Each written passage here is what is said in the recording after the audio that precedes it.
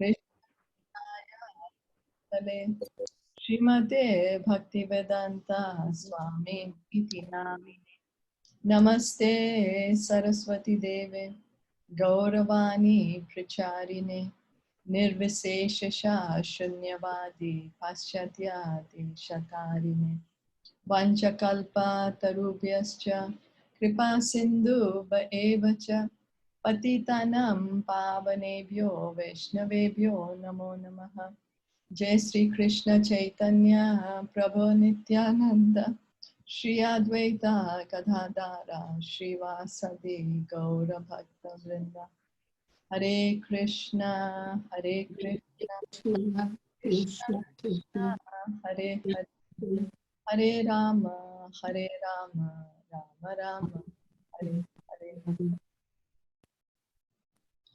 So we are reading Bhagavad Gita text. We are on chapter 2, where Krishna is telling to Arjuna all about the soul.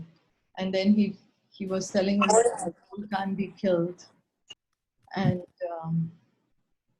you know that if you're because you're a Kshatriya, it's your duty to fight. Now you're saying you don't want to fight, but you will, your nature is there that you will fight. So I think we know on text 40 or text 39, I think, thus far I've described. Yeah, so we'll go on to text 40 now. I'll just share the screen to 40. Are you all able to see it? Yeah? Yes. Yes. Yes. Would anybody like to read the Sanskrit? I can read. Okay. नेहाभिक्रमनाशोऽस्ति प्रत्यवायो न विद्यते स्वल्पमप्यस्य धर्मस्य त्रायते महतो भयात्. So this is one of the very famous verses of Bhagavad Gita. Translation and purport by His Divine Grace A.C. Bhaktivedanta Swami Srila Prabhupada. In this endeavor, there is no loss or diminution, and a little advancement on this path can protect one from the most dangerous type of fear. In this endeavor, there is no loss or diminution, and a little advancement on this path can protect one from the most dangerous type of fear. We are always so fearful. We are always having fear. What's going to happen the next moment? Because anything can happen. So we are always so fearful. But activities of Krishna consciousness can protect us from this fear. So let's read the purport. Activity in Krishna consciousness, or acting for the benefit of Krishna without expectation of sense gratification, is the highest transcendental quality of work. Even a small beginning of such activity finds no impediment, nor can that small beginning be lost at any stage. So devotional service, even if we say one time Hare Krishna, that's never lost. It's eternally with us. And we see that whatever work we do in the material life, in this life, whatever I have worked for, it's going to finish when I give up this body. Why? Because in the next life, I will have another body. So there are different activities. So, for example, this life I went to school, I studied, grew up, learned ABC, everything. When I give up this body, next body, again, I have to learn the same thing. Again, start from ABC. I can't say, oh, this life I did my undergraduate, so in the next life I should start from that level and do the masters. No, it's not carried forward. But devotional service is carried forward. Even one time we say Hare Krishna, that's never lost. It will be carried forward in the next life. So, but any work begun in Krishna consciousness has a permanent effect, even though not finished. The performer of such work is therefore not at a loss, even if his work in Krishna consciousness is incomplete.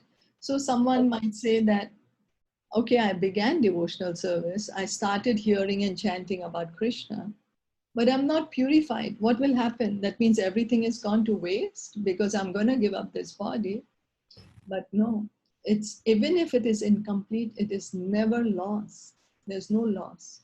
1% done in Krishna consciousness bears permanent results. So the next beginning is from the point of 2%. Whereas in material activity, without 100% success, there is no profit.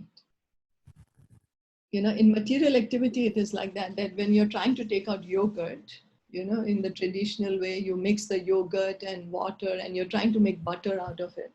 If you stop churning it, again, you have to start from the beginning. It's not that, oh, you have churned how much ever and the butter will come. No, so that is material activity. But our spiritual activity, whatever little we do, Krishna never forgets that. That result is permanent because it's on the platform of the soul. We are eternal, so our activities are also eternal.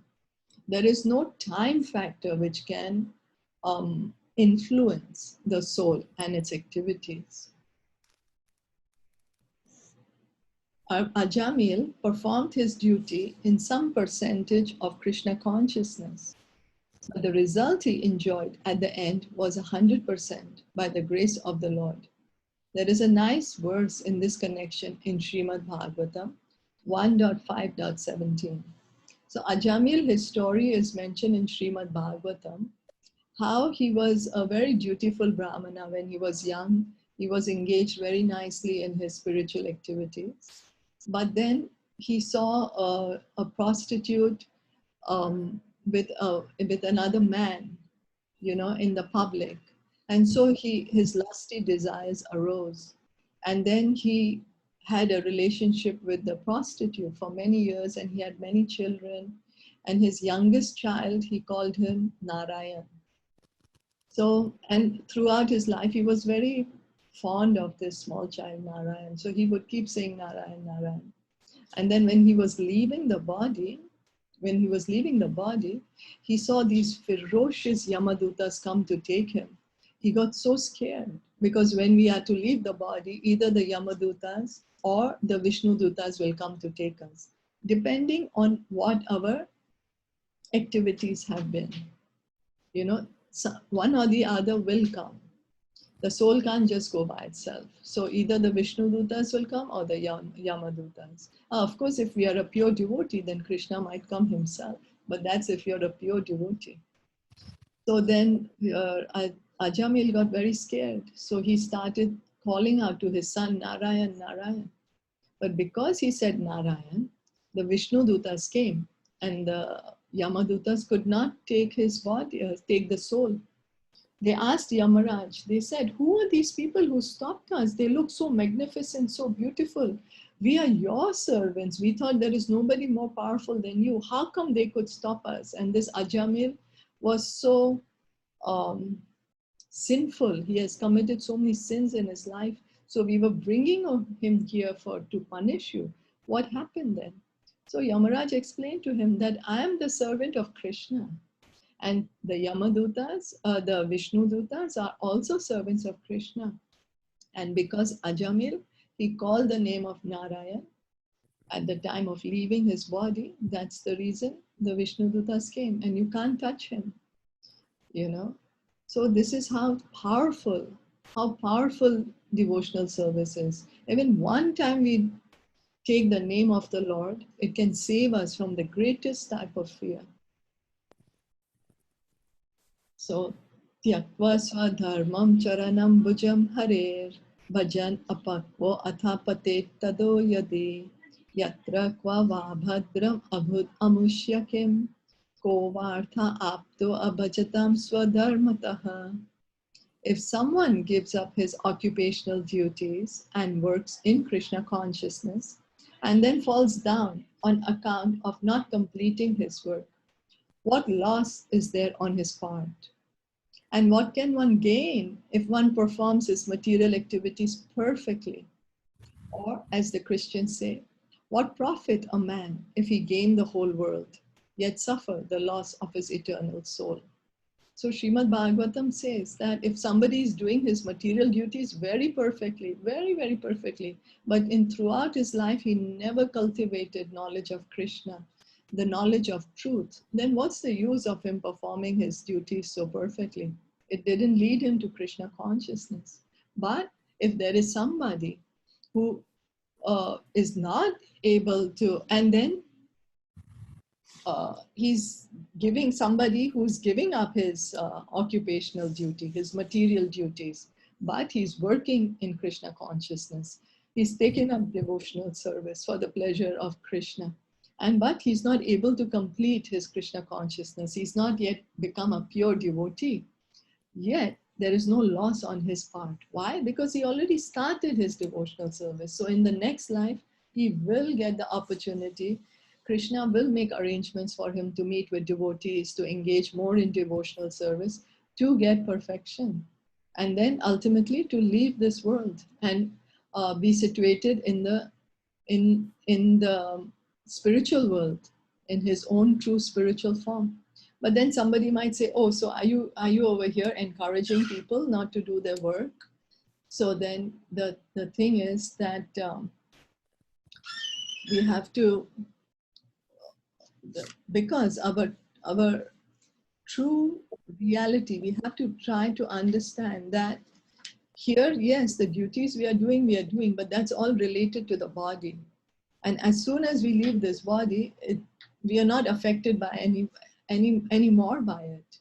You know, when we leave the body, then we are not going to care for our loved ones anymore. It doesn't matter because we are already out of the body. We are in the new body. We are in fact not even going to recognize them, you know. So,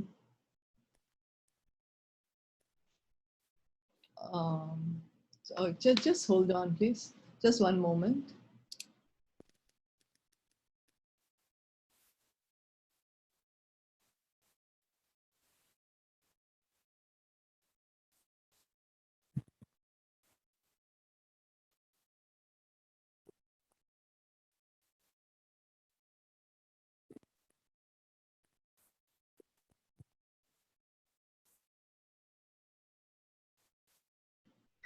Sorry about that. So reading on, yeah, so it's just we have to try and understand that we are here in the body, but it's our temporary situation. It's not a permanent situation that we are in. Our permanent situation is in the spiritual world. We have a spiritual form. So we are forgetting that, and we are giving our all energy in this material form.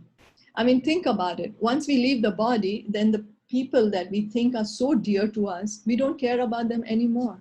How does that work? You know, what does it mean? How come that right now in this body, we are so attached to certain people or certain activities or certain possessions, but as soon as we leave the body, we don't care. We don't look back. We're making new possessions, new people to interact with, new loved ones. You know, it's something to consider. How come? So material activities and their results end with the body, but work in Krishna consciousness carries a person again to Krishna consciousness, even after the loss of the body. At least one is sure to have a chance in the next life of being born again as a human being, either in the family of a great cultured Brahmana or in a rich aristocratic family that will give one a further chance for elevation. That is the unique quality of work done in Krishna consciousness. So even in this life, we are not able to perfect our Krishna consciousness, then there is no loss. At least next life, we will still have a human life. Otherwise, there is no guarantee that we will get a human life. We can become an animal, and then in an animal life, it's so much more suffering than a human life. But at least when we start hearing and chanting Krishna's holy names, start hearing from Bhagavatam, Bhagavad Gita, at least we can have a human life in the next life, you know. Being born in the family of devotees, or we are born in a rich family where we can have further opportunities to increase our devotional service and perfect our life. Is this okay? Any questions or comments on this? All okay.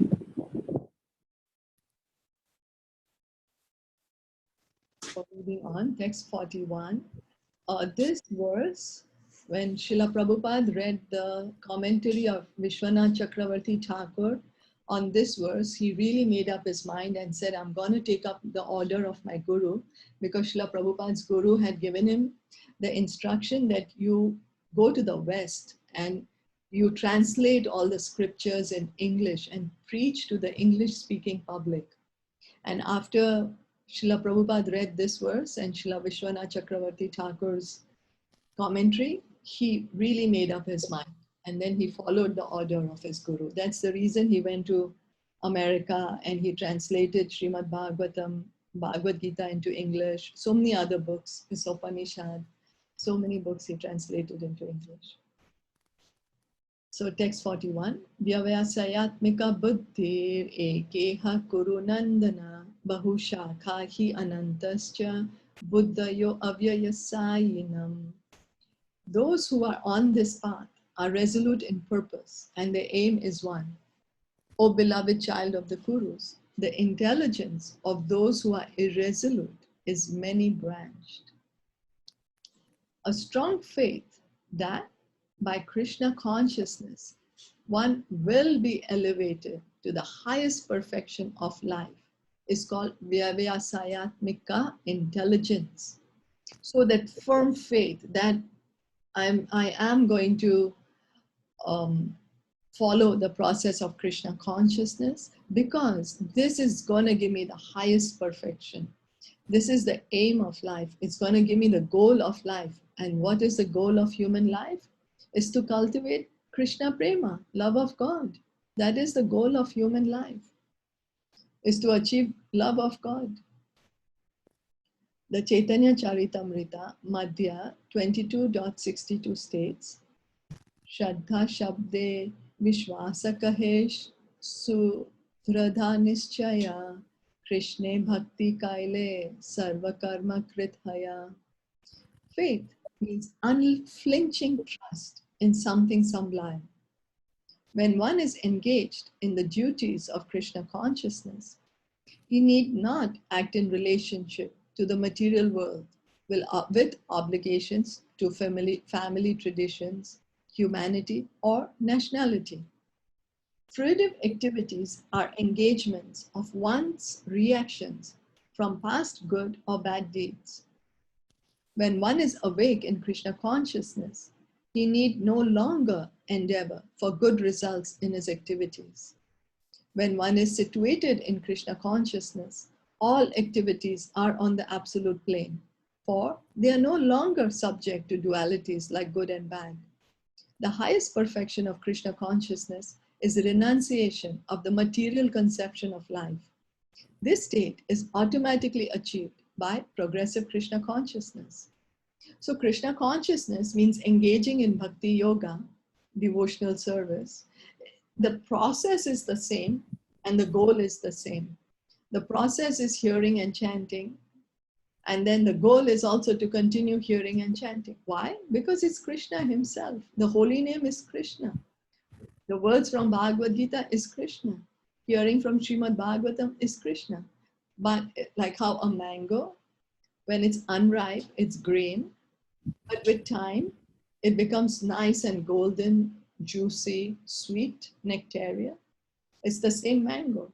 So same way, devotional service at our level, we are doing as a matter of maybe formality or a slight interest, or no, I need to do it because my gurus told me to do it, or no, it's good for me, so I should do it. But then in the higher stages, we do it out of attachment, out of spontaneous attachment for Krishna. And then the activities of Krishna consciousness, there is nothing good or bad. Why? Because it's all transcendental. It's all good. It's pure good. It's on the Shuddha Sattva platform. It's not that, oh, I will do some good karma, so I'll get some good pious activity and I can go to the heavenly planet to enjoy the result. No, it's beyond that. By hearing and chanting, we are slowly on our journey back to home, to get out of the circle of birth and death. It helps us to free from the reactions, our actions and reactions, to cut out our karma. So that is what Krishna consciousness is. So we have to, the more we hear and chant, the more our faith increases. Because actually Krishna consciousness is in everyone's heart. It's natural to each and every one. It's not that we are putting anything artificially inside. But right now, because we have forgotten our true position, our consciousness is covered. It's like how water becomes muddy and dirty. So when you filter it, you will have the pure water again. Same way, when our consciousness is purified by hearing and chanting, then we will be able to see, oh yes, I am a soul, you know, I have a spiritual form, and we can see Krishna face to face then. Nobody has to tell us, nobody has to artificially tell us, oh, you pretend you are a gopi or you pretend you're a peacock. No, those are all not the ways of pure devotional service. Pure devotional service starts with hearing and chanting, following the rules and regulations. Any questions or comments till now? No? All clear. No. The resolute purpose of a person in Krishna consciousness is based on knowledge. Vasudeva sarvamiti sa mahatma sudurlabha. A person in Krishna consciousness is the rare good soul who knows perfectly that Vasudev or Krishna is the root of all manifested causes. So that is the point we have to come to. Vasudeva sarvam iti sa mahatma sudurlabha. One who knows actually that Krishna is the cause of all causes. It's not easy to reach this position. It's very rare. You know, very, very rare. Think about it. Out of 7 billion human beings right now on this planet, how many are actually interested to know the truth? How many are interested to know about the self-realization and God realization? And even from the people who are interested to know the truth about the self or about God, how many are actually in the path, endeavoring to find out? And even of the people who are endeavoring to find out, only few actually know the truth. So it's very rare.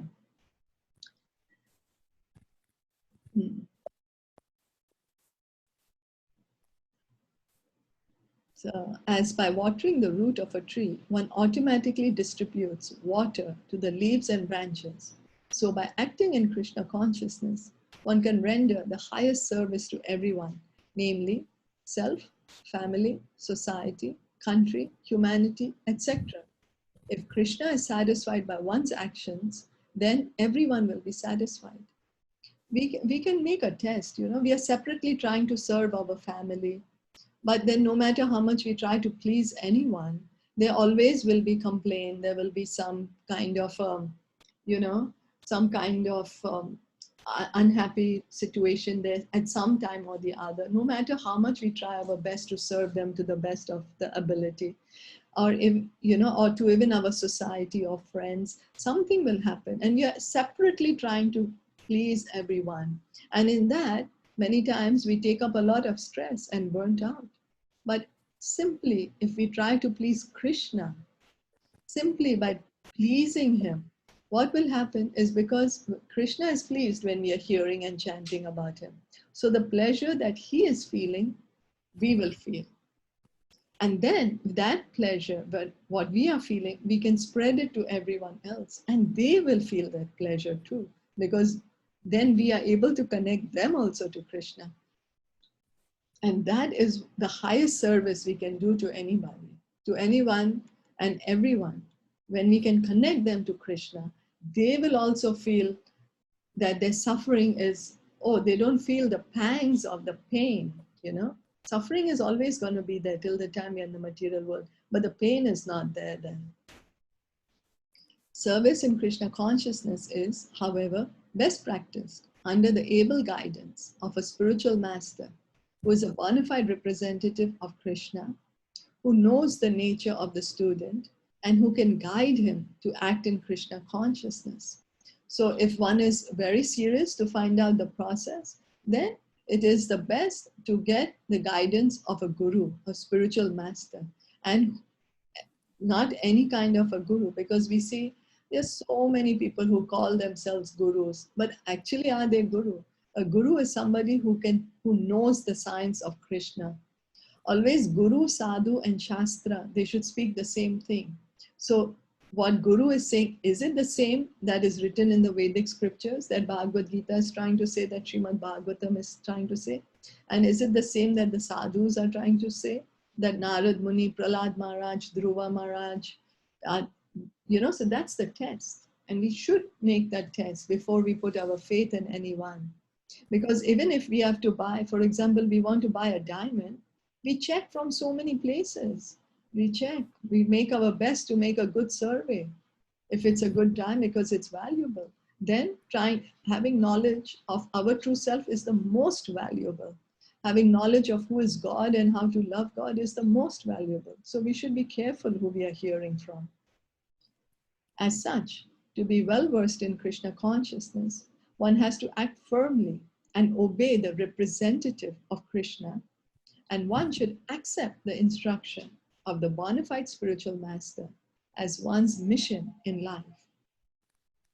So after finding out the true representative of Krishna, we should follow the instructions so that we are able to be situated, be self-realized, have also cultivate love of God.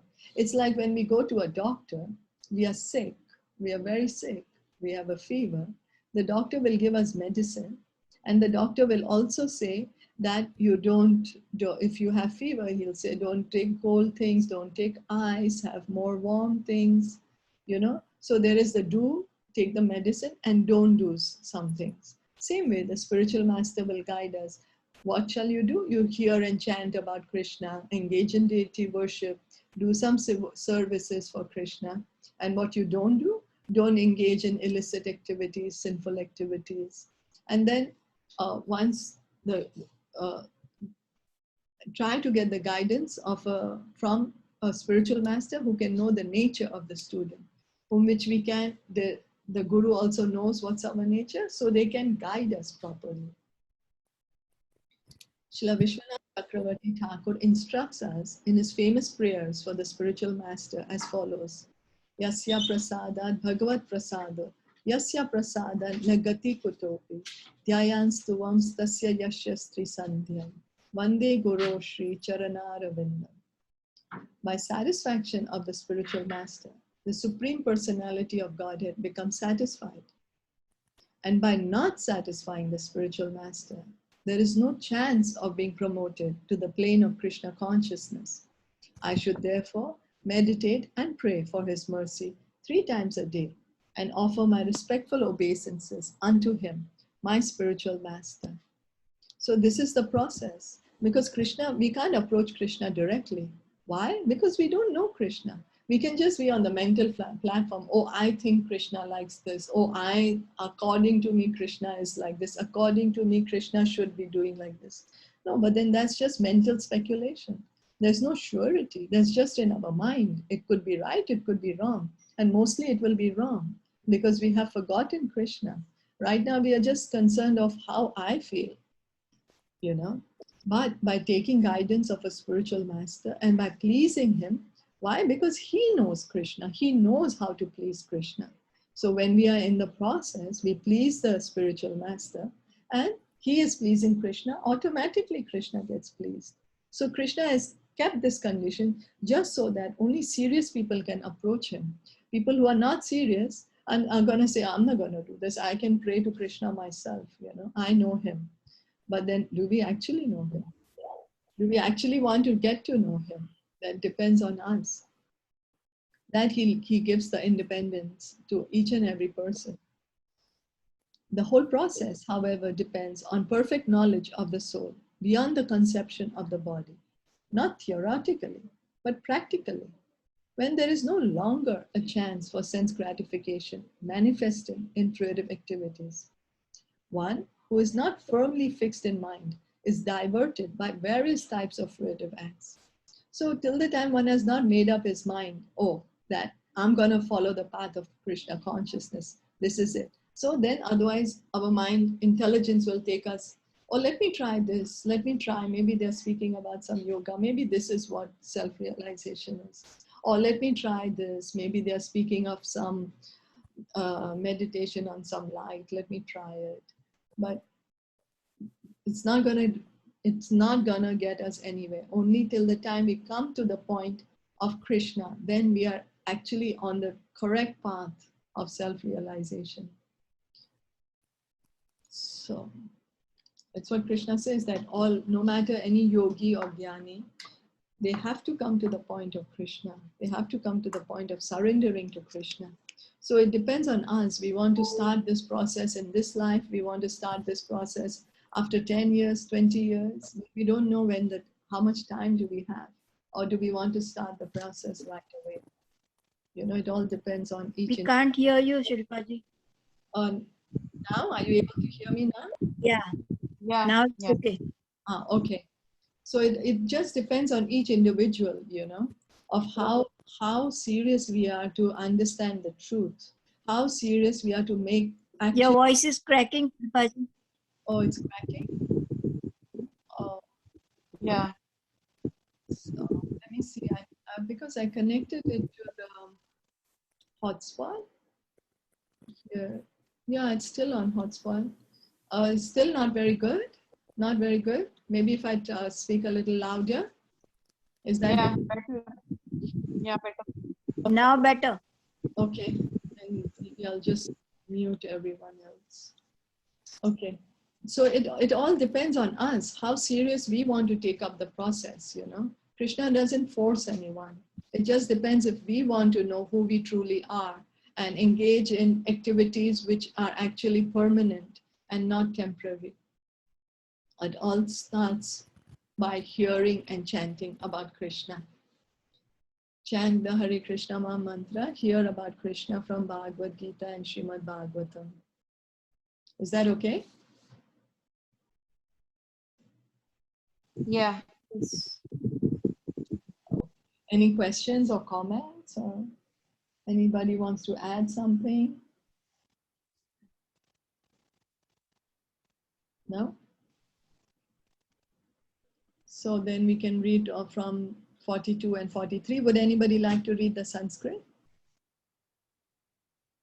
If nobody wants to read, I can read it. Okay. Okay. Yam imam pushpitam vacham pravadantya avipaschitah vedavadarata partha nanyat astiti vadinah कामात्मान स्वर्ग परा जन्म कर्म फल प्रदाम क्रिया विशेष बहुलाम भोगैश्वर्य गतिम प्रति. Men of small knowledge are very much attached to the flowery words of the Vedas, which recommend various fruitive activities for elevation to heavenly planets, result in good birth, power, and so forth. Being desirous of sense gratification and opulent life, they say that there is nothing more than this. Now, people in general are not very intelligent, and due to their ignorance, they are mostly attached to the fruitive activities recommended in the Karma Kanda portion of the Vedas. Krishna is saying the people who are attracted, you know, there is in the Vedas, there's a Karma Kanda section. In the Karma Kanda section, we do certain rituals.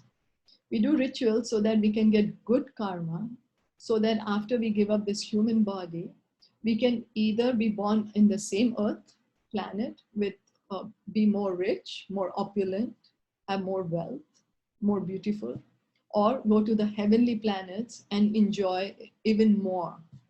You know, so the Karma Kanda portion is based on sense gratification, that I want to enjoy myself more, enjoy my senses more.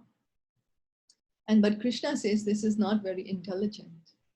They do not want anything more than sense gratificatory proposals for enjoying life in heaven, where wine and women are available and material opulence is very common.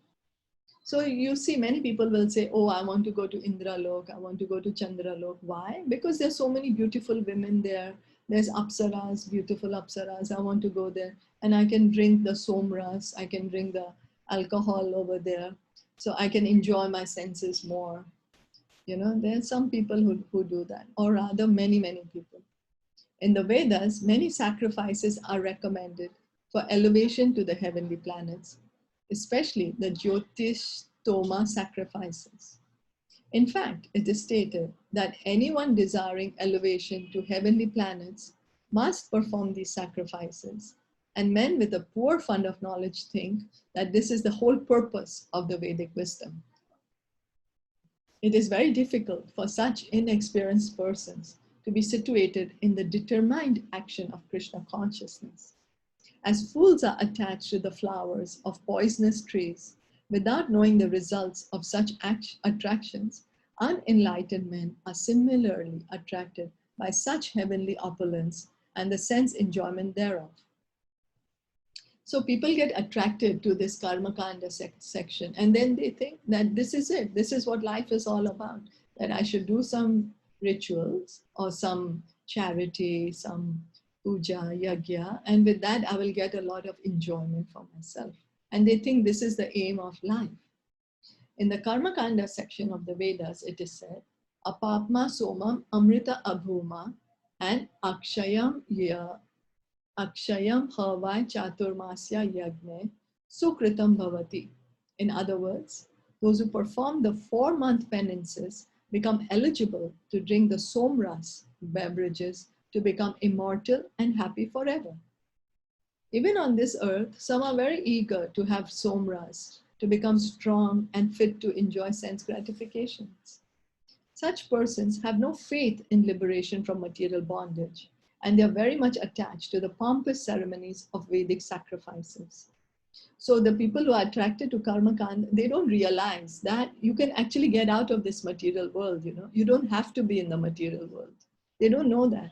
They think that being in the material world and going to the heavenly planet, drinking some somras there, enjoying with some beautiful woman, that is the goal of life. They think that that is the perfection, you know. So such persons, they don't know that they can get out of this. They're generally sensual and they do not want anything other than the heavenly pleasures of life. It is understood that there are gardens called Nandakanana, in which there is good opportunity for association with angelic, beautiful women and having a profuse supply of somras wine. Such bodily happiness is certainly sensual. Therefore, there are those who are purely attached to such material temporary happiness as lords of the material world. So there are people who want like this kind of enjoyment, that I'll go to the heavenly planet, I will be more beautiful, my body will be stronger, my senses are more stronger, they have more capacity to enjoy, I have more capacity to eat and drink and enjoy with the opposite sex. So, but here it said that such material enjoyments give us temporary happiness. It's temporary happiness and it's unintelligent. Why? Because it's like, you know, we are in a prison cell, we are in the jail cell, somebody's in the jail cell sleeping on the floor. And so some other person is working very hard and saying, I'm going to go to a jail cell where I have a bed and AC and TV. And so he works really hard, and once he reaches the jail cell, which is having an AC and TV and a bed, he feels very proud. Oh, you're there? You don't even have a bed? I see, I have an AC. I have a bed, you know. I have a TV. What you're doing? Nothing. But he's forgetting he's still in the jail cell.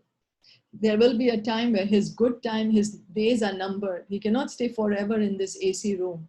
His days are numbered, that he can stay in the AC room only for a certain number of time. After his time is finished, again he has to go to the cell in the room where there is no AC and no bed. You know, he can't stay there forever, not permanent. So rather, it would have been more intelligent for him that how much energy he put to come from the no bed room to the AC room. He put so much energy, and in the AC room, he'll stay for maybe a few years, 100, 200 years, 300 years, again come to the non-AC room. Instead, if he would have worked so hard and engaged in Krishna consciousness, he didn't need to be in the jail anymore. He could be back in the spiritual world where there is just happiness all the time. No need to keep changing the jail cells. There is no jail there. So there is no a comparison that you're on the floor or you're in the AC room with the bed. You know, we are eternal. Eternal souls having eternal bliss. Is that okay? Yeah, okay. Okay, any questions or comments? No? No. No? Then we can stop here and we can chant. Yes. Okay. Thank you for joining in. Srimad Bhagavad Gita ki, Jai Shri Prabhupada ki, Jai Gaur.